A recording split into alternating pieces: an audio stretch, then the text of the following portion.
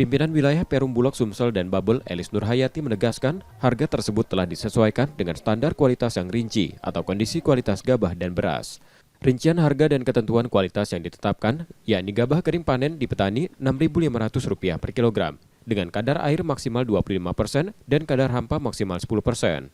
Selanjutnya gabah kering panen di penggilingan Rp6.700 per kilogram dengan kadar air maksimal 25% dan kadar hampa maksimal 10%. Kemudian gabah kering giling di penggilingan Rp8.000 per kilogram dengan kadar air maksimal 14% dan kadar hampa maksimal 3%.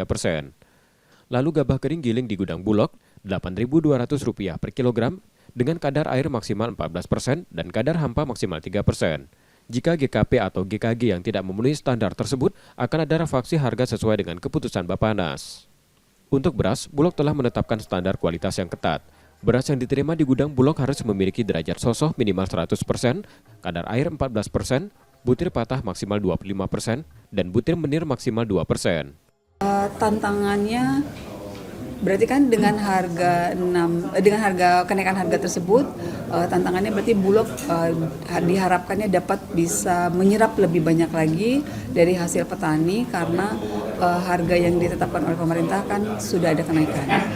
Kalau yang saat ini kan kita melakukan edukasi ya tadi kepada para petani, penyuluh, dan juga seluruh masyarakat terkait dengan standar kualitas yang memang bisa diterima oleh Perum Bulog. Harga pembelian beras di gudang Bulog dipatok sebesar Rp12.000 per kilogram. Dengan standar tersebut, Bulog memastikan kualitas akan tetap terjaga.